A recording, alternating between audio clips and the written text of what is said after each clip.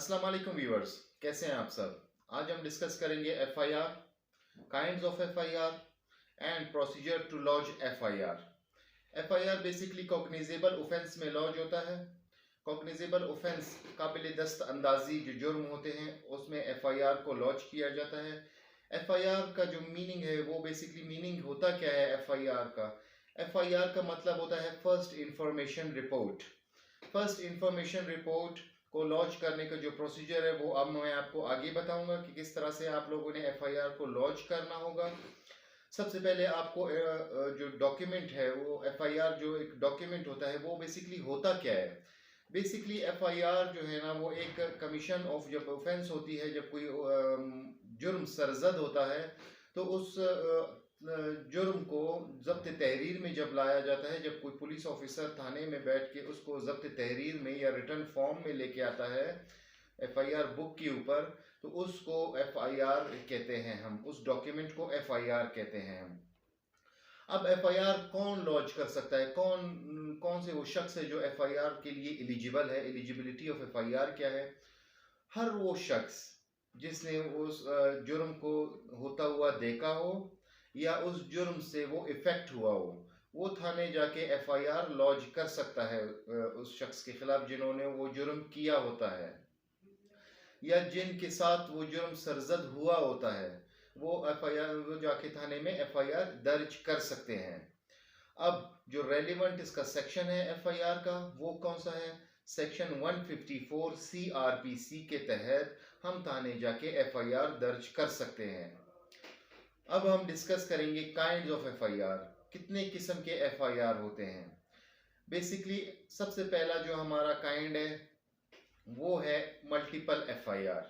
Multiple FIR होता क्या है।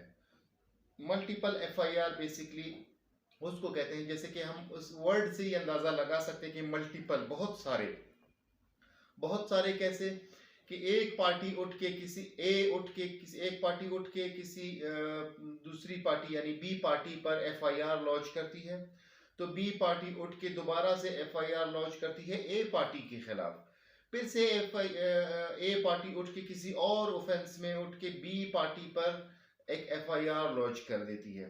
तो इस तरह की जो मल्टीपल या बहुत सारे एफआईआर होते हैं उनको हम मल्टीपल एफआईआर कहते हैं कि एक पार्टी दूसरी पार्टी के खिलाफ जो है ना उठ के बहुत सारे एफआईआर लॉन्च करती रहे।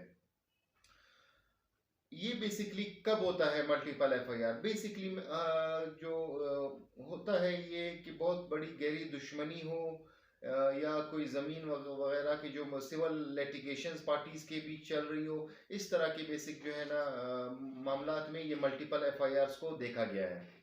अब नंबर सेकंड क्रॉस वर्जन या क्रॉस एफआईआर। इसको क्या है। क्रॉस एफआईआर जब एक पार्टी उठ के किसी पे एफआईआर लॉन्च करती है तो उसी एक ही वक़्वे का दूसरा एफआईआर दूसरी पार्टी उठ के एक पहली पार्टी जिन्होंने एफआईआर लॉन्च की होती है उसके खिलाफ एफआईआर दर्ज हो जाती है। तो ये क्रॉस वर्जन जिसको हम कहते हैं, इसमें हम क्रॉस वर्जन या क्रॉस एफआईआर कहते हैं कि एक ही वक़्वे के दो एफआईआर जिसमें हो।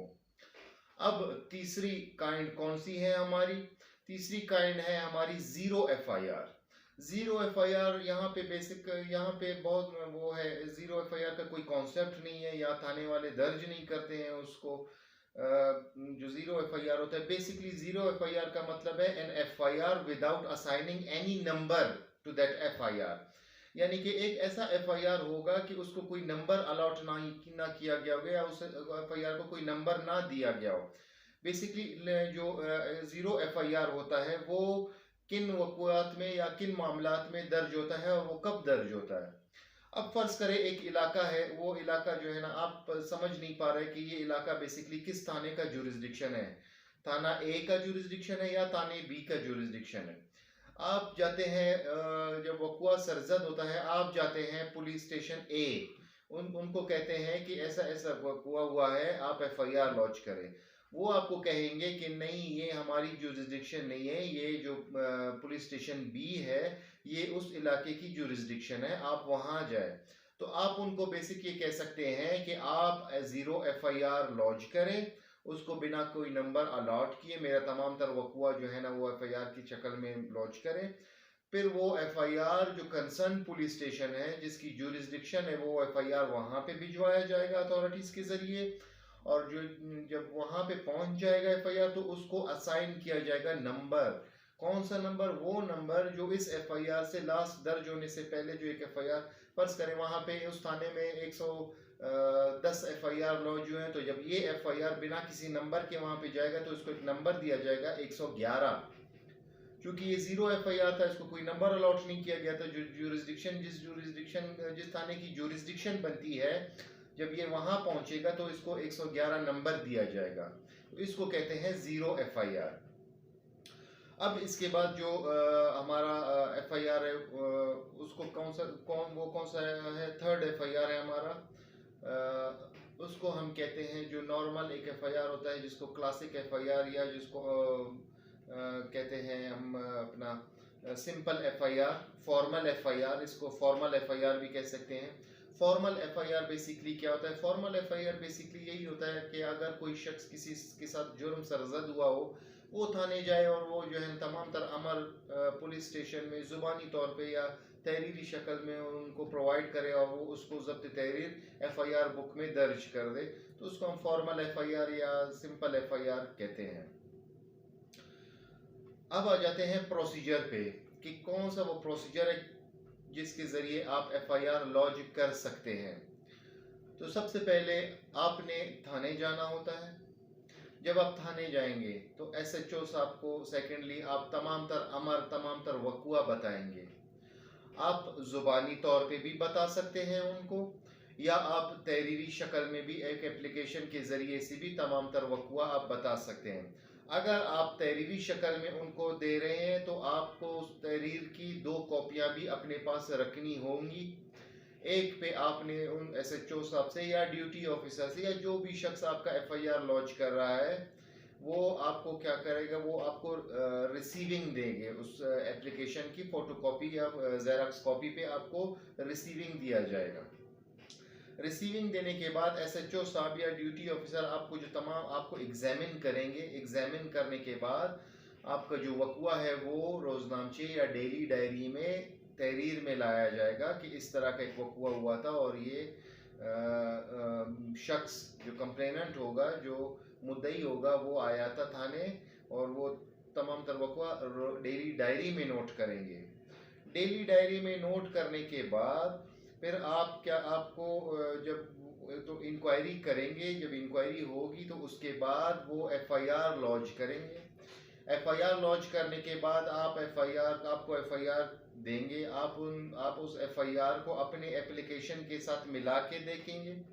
एप्लीकेशन के साथ जब आप मिला के देखेंगे, अगर आपको लगता है कि ये सेम टू सेम वही चीज़ है जो मैंने अपनी एप्लीकेशन में उनको दी है, तो आप उस पर अपना सिग्नेचर करेंगे और अपना थंब इम्प्रेशन लगाएंगे, और उसके बाद एसएचओ साहब भी उस पर अपना सिग्नेचर करके या ड्यूटी ऑफिसर अपनी सिग्नेचर करके और उस पर पुलिस स्टेशन का स्टैंप लगाएंगे। जब ये स्टैंप लग जाती है तो बेसिक एफआईआर की जो एफआईआर आपने लॉन्च की होती है उसकी बेसिकली 4 कापियाँ बनती हैं। सबसे पहले एक कॉपी आपको प्रोवाइड कर दी जाएगी, एक कॉपी प्रोवाइड कर दी जाएगी इन्वेस्टिगेशन डिपार्टमेंट को कि जिस पे वो इन्वेस्टिगेशन अमल में लाए, एक कॉपी प्रोवाइड की जाती है मुलजिम को, एक जो ओरिजिनल ट्रू कॉपी, ओरिजिनल जो कॉपी होती है, फुटस्टेट कॉपी की बात नहीं कर रहा मैं, जो कार्बन कॉपी की बात कर रहा हूँ। कार्बन कॉपी जो है ना एक अदालत को प्रोवाइड कर दी जाएगी जिस जुरिस्डिक्शन में वो थाना आता है, और एक कॉपी अपन पुलिस स्टेशन अपना रिकॉर्ड के लिए अपने रिकॉर्ड में जो होती है उनके वो पुलिस स्टेशन में ही रहती है। तो ये बेसिकली प्रोसीजर होता है तमाम तर एफआईआर लॉन्च करने का, और एफआईआर के काइंड्स थे और एफआईआर बेसिक होती क्या है। बहुत छोटा सा टॉपिक है। अगर किसी को कोई सवाल पूछना हो तो प्लीज़ कमेंट सेक्शन में वो सवाल पूछ सकते हैं, और वीडियोस को ज़्यादा बेहतर बनाने के लिए प्लीज़ आप कमेंट सेक्शन में सजेशन भी दे सकते हैं। तो इंशाल्लाह नेक्स्ट लेक्चर में हम मिलते हैं बहुत जल्द। बहुत शुक्रिया, थैंक यू वेरी मच।